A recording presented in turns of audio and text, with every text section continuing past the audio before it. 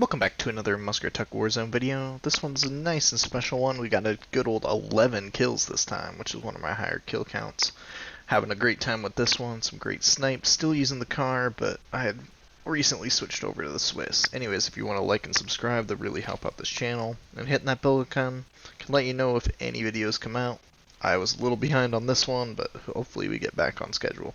Anyways, thanks for checking it out, and let's hop into Verdansk.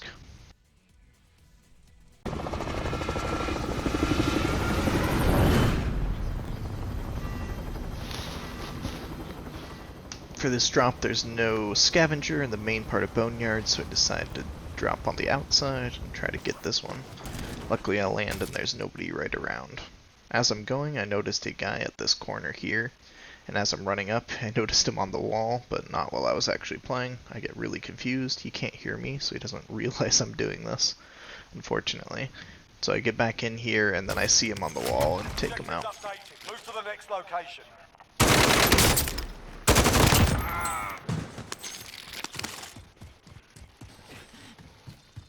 One thing I really like doing is getting these bounty contracts. They really illuminate where somebody is. They give you almost like a free UAV, at least sort of. So I know he's kind of going into this field, see him moving, and take some shots and take him out. Bounty target is down. Well done. I see on my UAV that somebody's in that building, so as I'm crossing here, I get shot at. My first thought is let's get up this ladder and get into a better position to take him out. One thing you might not know is that you can peek out these windows pretty efficiently. So if you just barely nudge your way out, you can kind of stand on the windowsill. I use this to get a really crazy angle on this guy and take him out. Prep for area recon. Fuck, behind. Gas is closing. Get to the new safe zone.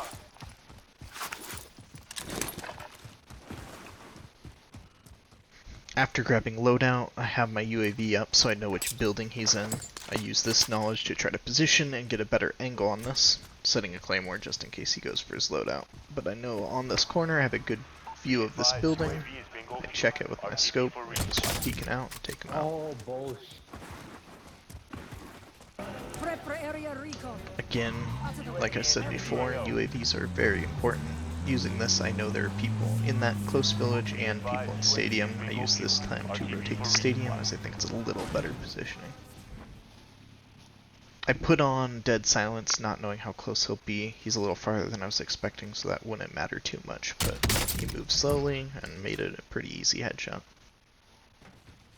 If you notice that weird noise, that's a red door. I know that my backup plan for this location is that red door. So I peek, and then after putting in my armor, I decide I probably should get out of here because people know where I am, and don't have much cover.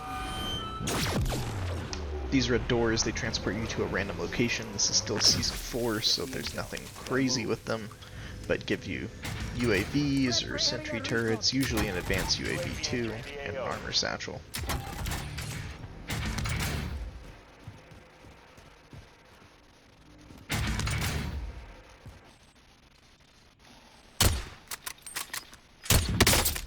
After missing these shots, I know my cover is blown, so I decide to rotate. One of my favorite spots to go up here is Array, very high up and gives you really great views of the surrounding area.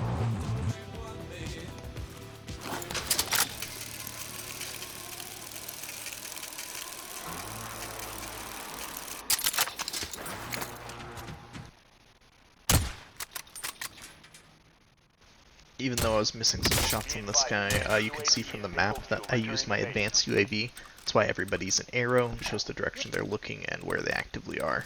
This guy's very insistent though that he wants to challenge me, so luckily I take him out. After getting off Array, I rotate to this little village, and this is where a lot of the action is seen. Take some nice snipes and just try to play conservatively, owning my building.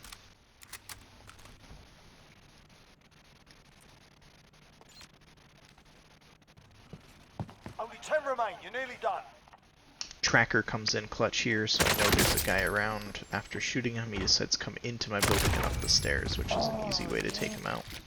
I rotated to the nearest building from that last clip, and no, there's a guy right next to me, along with everybody else trying to be in that building.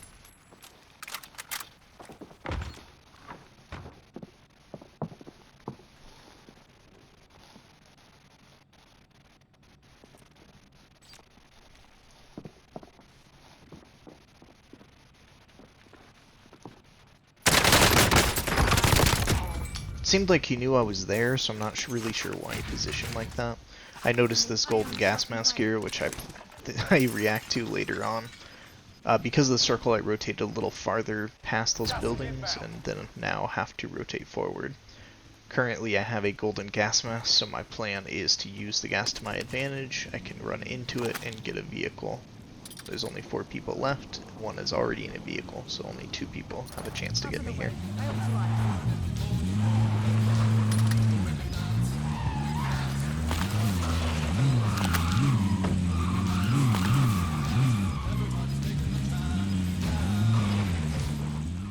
I felt bad for this guy as he's running across, no vehicle, trying to plate up and just take him out, which leaves me and the guy in the vehicle left.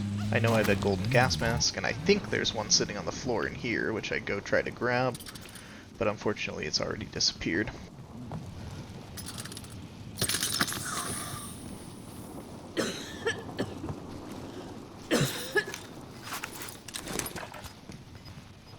Only iron sharpens iron.